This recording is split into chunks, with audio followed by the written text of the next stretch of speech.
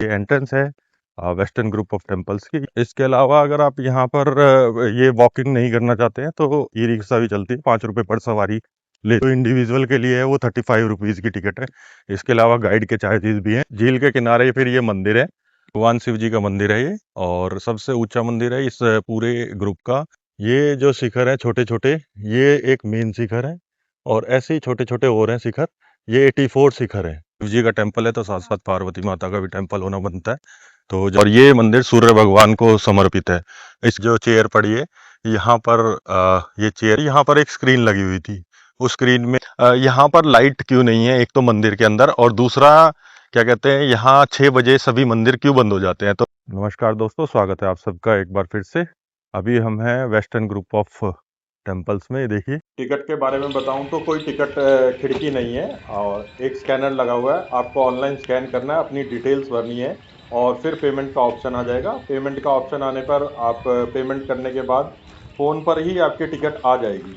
ये एंट्रेंस है western group of temples की। यहाँ से हम चल रहे हैं, थोड़ा सा वॉकिंग है यहाँ पर, थोड़ी सी आधे 1 किलोमीटर की। यहाँ से ये देखिए, थोड़ा इस तरीके का नज़ारा है सामने की तरफ।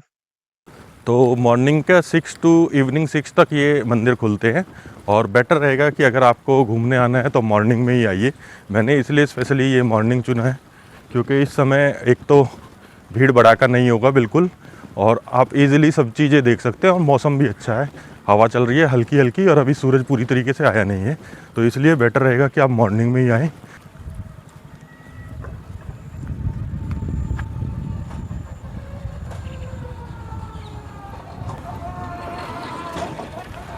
इसके अलावा अगर आप यहाँ पर ये वॉकिंग नहीं करना चाहते हैं तो ई रिक्शा भी चलती है, 5 रुपये पर सवारी लेती है वो, एक जगह से आपको मेन जो टेम्पल का एरिया है वहाँ तक छोड़ने के लिए। ये यहाँ से जो आप देख रहे हैं, ये जो आप देख रहे हैं, एंट्री यहाँ से है, और एग्ज़िट दूसरी तरफ से है, जहाँ से आप क्या कहते हैं, आगे टेम्पल्स हैं, टेम्पल्स के आगे से एग्ज़िट है। मैं शाम को भी आया था यहाँ पर, लेकिन काफ़ी भीड़ होने की वजह से मैं वापस चला गया था। तो भीड़ ना हो इसीलिए आराम से चीज़ों को देख सकें, इसीलिए मैंने मॉर्निंग का स्लॉट चुना है। तो अभी देखते हैं आराम से। ये देखिए ज़रा, रास्ता ज़बरदस्त है, और ज़रा इस तरफ देखिए, अच्छा मेंटेन किया हुआ है। टिकट है जो इंडिविजुअल के लिए है वो 35 रुपीज़ की टिकट है। इसके अलावा गाइड के चार्जेस भी हैं। बारगेनिंग करते हैं, ऑफ सीज़न है तो गाइड काफ़ी बारगेनिंग करते हैं। जो लिखा हुआ है उनमें से आप लगा लीजिए कि 30-40% में भी मान जाएंगे अगर आप उनके साथ थोड़ा सा बारगेनिंग करेंगे तो। साथ ही साथ आपको एक चीज़ और बता दूं कि अगर आपके पास सेल्फी स्टिक है तो ये आपको सेल्फी स्टिक नहीं लेकर जाने देंगे अंदर, वो गेट पर ही जमा करा लेंगे। तो आपको क्या कहते हैं, सेल्फी स्टिक वगैरह नहीं लेके आना, मोबाइल से आप शूट कर सकते हैं। कैमरा अगर प्रोफेशनल है तो उसके भी अलग चार्जेस हैं। ये एक छोटी सी झील है, झील के किनारे फिर ये मंदिर है। इधर से हमारी एंट्री है, और एग्ज़िट इस तरफ से होगी। मुझे एंट्री का ये नहीं पता था कि इधर से एंट्री है, मैं तो सोच रहा था कि एक ही तरफ से एंट्री और एग्ज़िट होगी। अभी मुझे ये पता चला। बाकी कल रात को मैंने लाइट एंड साउंड शो देखा था, तो उसके बारे में बताना चाहूँगा। बहुत अच्छा शो था, मज़ा आया देखने में। लेकिन फिर वही बात है, वीडियो कैमरा अलाउड नहीं करते, वो स्ट्रिक्टली प्रोहिबिटेड है। वीडियो कैमरा अलाउड नहीं करते वो बिल्कुल भी। तो आप वीडियो नहीं बना सकते। चोरी छुपे अगर कोई बनाना चाहे तो थोड़ा बहुत बना सकता है। बाकी एक 3D शो है, अमिताभ बच्चन की आवाज़ में है, लेकिन उसकी जो टिकट थी वो मुझे थोड़ी सी ज़्यादा महंगी लगी। इंडियंस अडल्ट के लिए 300 की, और बच्चों के लिए 150 की, और फॉरेनर्स के लिए तो 800 एंड 400 की थी। तो टिकट थोड़ी सी एमपी टूरिज़्म अगर कम करे तो ज़्यादा बेटर है। बाकी शो अच्छा था, लेकिन फिर वही वाली बात है, अमिताभ बच्चन ने आवाज़ दी है तो उन्होंने भी पैसा लिया होगा, तो टिकट इतना लेना बनता है। ये देखिए, यहाँ एक बार फिर से आपकी टिकट चेक होगी, और उसके बाद आप अंदर घुसेंगे। इधर टॉयलेट की सुविधा है, इधर कैंटीन भी है, कुछ लोग बैठे हुए हैं, कुछ खा रहे हैं। अगर आप ब्रेकफास्ट वगैरह करना चाहो तो वही पूरी हरियाली है, और देखने में आपको ना, ये देखिए कितनी मेंटेन तो बहुत अच्छे तरीके से कर रखा है। तो टिकट उसका 35 रुपीज़ है। इन चीज़ों के टिकट बिल्कुल ठीक है, कोई प्रॉब्लम नहीं है। लेकिन जो लाइट एंड साउंड शो था, हम नो डाउट अच्छा था लाइट एंड साउंड शो, उसमें कोई डाउट नहीं है।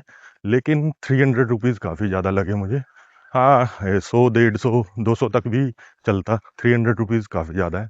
अगर इतने ले रहे हैं तो आप थोड़ा बहुत उसमें वीडियोग्राफी भी कर लेने दीजिए, वो ज़्यादा बेटर रहेगा। ये जो सामने दिखाई दे रहा है ये है कंदरिया महादेव मंदिर। क्लॉकवाइज डायरेक्शन में मंदिरों को घूमने का यहाँ पर मार्ग बना हुआ है और हम भी उसी तरीके से घूमेंगे। तो सबसे पहले जो पड़ेगा कंदरिया महादेव मंदिर पड़ेगा। ये सबसे पहले सबसे बड़ा मंदिर कंदरिया महादेव मंदिर, ये उसकी हिस्ट्री लिखी हुई है। अभी चलते हैं एक बार कंदरिया महादेव को। ये सबसे बड़ा और सबसे ऊंचा मंदिर है। करीबन करीबन 35-36 फीट मीटर का ऊंचा मंदिर है। एक बार पहले हिस्ट्री देख ले। बाकी ये वही है जो काम नहीं करता। पहले एक बार थोड़ा सा बाहर से मंदिर को देख लेते हैं, उसके बाद अंदर चलेंगे। बाहर से जबरदस्त लग रहा है मंदिर, काफी बड़ा मंदिर है और सबसे मशहूर मंदिर है मेरे ख्याल से यहाँ का। जो Khajuraho western group of temples है उनमें से कंदरिया महादेव।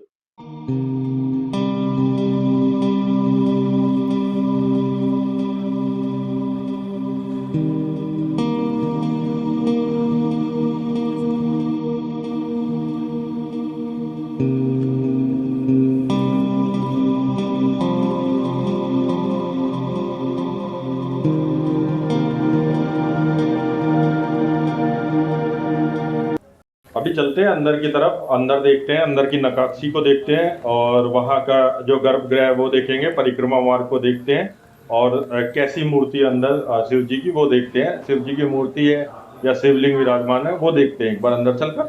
देखिए जरा छत को भी देखिए, मतलब कितनी बारीकी से काम किया गया है। मैं तो यही सोच सोच के परेशान हो रहा हूँ।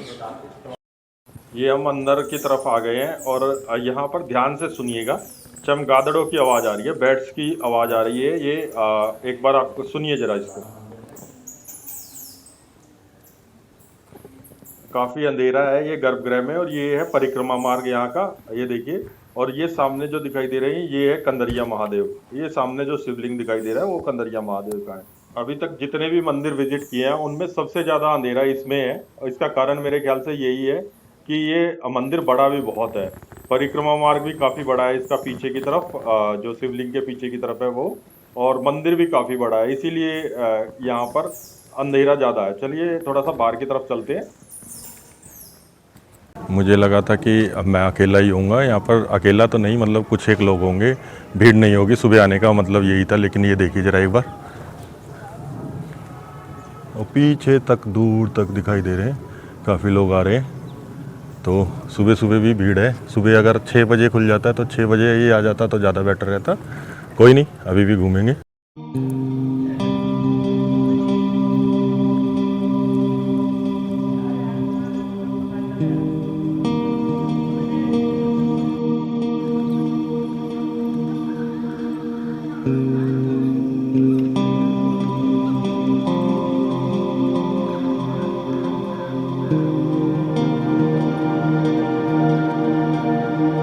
कंदरिया का जो अर्थ निकलता है वो है गुफा वाले देवता, और महादेव तो भोले बाबा हैं ही, तो ये गुफा वाले भोले बाबा है। इसका निर्माण 1017 से 1029 के बीच में हुआ था। भगवान शिव जी का मंदिर है ये और सबसे ऊंचा मंदिर है इस पूरे ग्रुप का। पूरे खजुराहो में ही मेरे ख्याल से सबसे ऊंचा मंदिर है। 31 मीटर हाइट बताई है इसकी, और इसमें कलाकृतियाँ बनी हुई हैं, जो मूर्तियाँ बनी हुई हैं इसमें, वो 800 से 900 के बीच में है। इसके अलावा जो इसका एक शिखर दिख रहा होगा आपको, वो देखिए ज़रा, एक शिखर वो दिख रहा है और उसके अलावा छोटे छोटे काफ़ी से शिखर दिख रहे हैं। तो वो छोटे शिखर 84 हैं अगर काउंट्स किए जाएँ तो। देखिए ज़रा एक बार, मैं थोड़ा सा जूम करके दिखाता हूँ आपको इस चीज़ के। ये जो शिखर हैं छोटे छोटे, ये एक मेन शिखर है और ऐसे ही छोटे छोटे और हैं शिखर, ये 84 शिखर हैं। ये है जगदम्बा टेम्पल, ये देखिए, ये इसकी हिस्ट्री लिखी हुई है। सेम वही चीज़ें हैं जो सारे में हैं इसके। बाकी ये इसके गर्भगृह में पार्वती माता की मूर्ति है। वो है कंदरिया टेम्पल और ये Jagdamba temple. Jagdamba temple main Parvati माता का टेम्पल है, और जैसे शिव जी का टेम्पल है तो साथ साथ पार्वती माता का भी टेम्पल होना बनता है। तो जगदम्बा टेम्पल में जो गर्भगृह है, इनमें जो जहाँ पर मूर्ति रखी हुई है वो काफ़ी अंदर की तरफ होता है, तो उसको गर्भगृह बोलते हैं।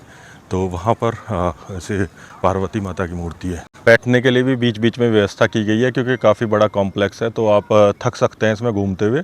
तो देखिए अभी मैं बैठ गया हूँ एक चेयर पर, और पेड़ के नीचे है, तो किसी भी टाइम अगर आप यहाँ पर आकर बैठेंगे तो आपको छाया ही लगेगी, और हल्की हवा चल रही है तो ज़्यादा बढ़िया लग रहा है। और यहाँ से ज़रा एक बार नज़ारा देखिए,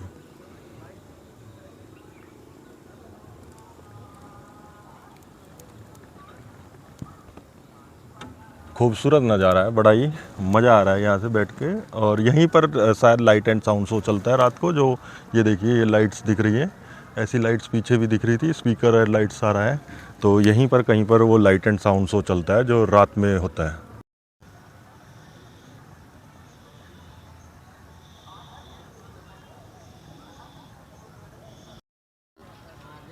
ये है चित्रगुप्त मंदिर, ये देखिए।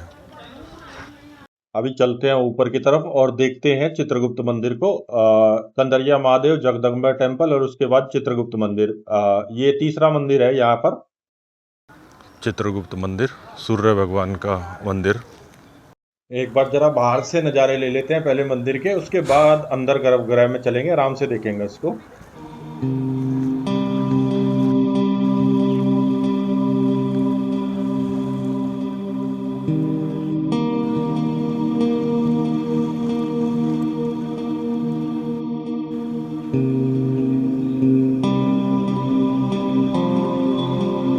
यहाँ से नज़ारा देखिए क्या खूबसूरत दिखाई दे रहा है। सामने बादल आ गए हैं, फिर से बारिश की फिर से संभावना है। टेम्पल्स हैं बहुत सारे, बारिश हुई तो यहाँ पर कहीं पर भी रुक सकते हैं।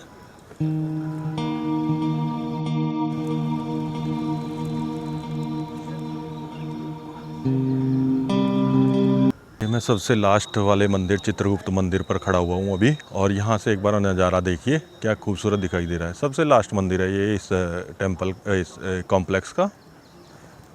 देखिए ज़रा, ये है चित्रगुप्त टेम्पल, ये सामने छोटे छोटे और टेम्पल हैं, और इधर की तरफ कंदरिया महादेव है, और ये बीच में हरा बिल्कुल लश ग्रीन लॉन बनाया हुआ है। कुछ तो हरा है और कुछ, ये लगा लीजिए कि बारिशें चल रही हैं तो इस वजह से ज़्यादा हो गया।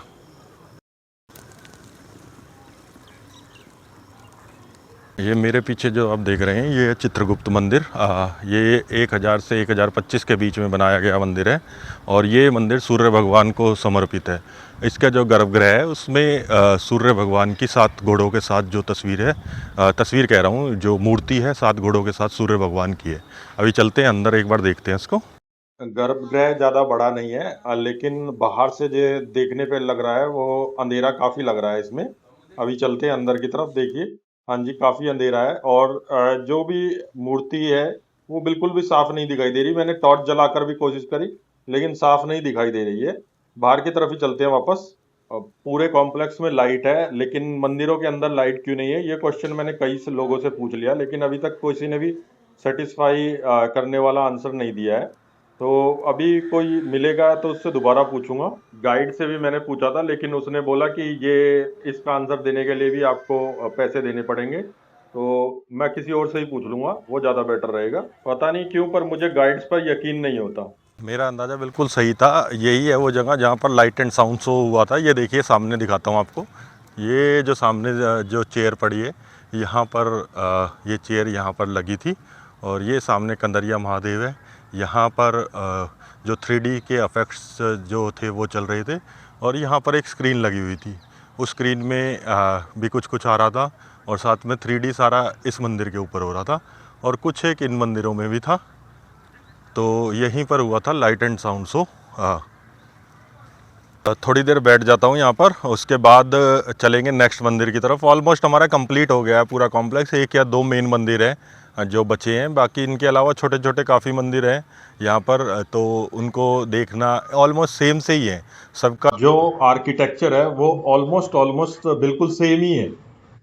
आपको एक चीज़ दिखाना चाहूँगा, मैं ज़्यादा समझदार बन के मॉर्निंग के टाइम में आया था कि जल्दी आऊँगा तो ईज़िली सब कुछ कवर कर लूँगा और भीड़ भी नहीं होगी। और देखिए मेरे जैसे समझदार बहुत सारे लोग हैं इस दुनिया में। और ये देखिए ज़रा एक बार, ये देखिए ज़रा। जूम करके दिखाता हूँ जरा,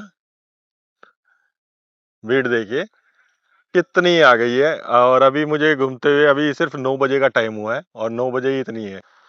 तो सभी लोग मेरे जैसे समझदार थे, तो सबने ही सोचा कि सवेरे जल्दी ये मंदिर कॉम्प्लेक्स पूरा कर लेते हैं, उसके बाद बाकी चीज कवर कर लेंगे खजुराहो की। तो मैं अकेला नहीं हूँ ऐसा सोचने वाला, काफी लोग हैं।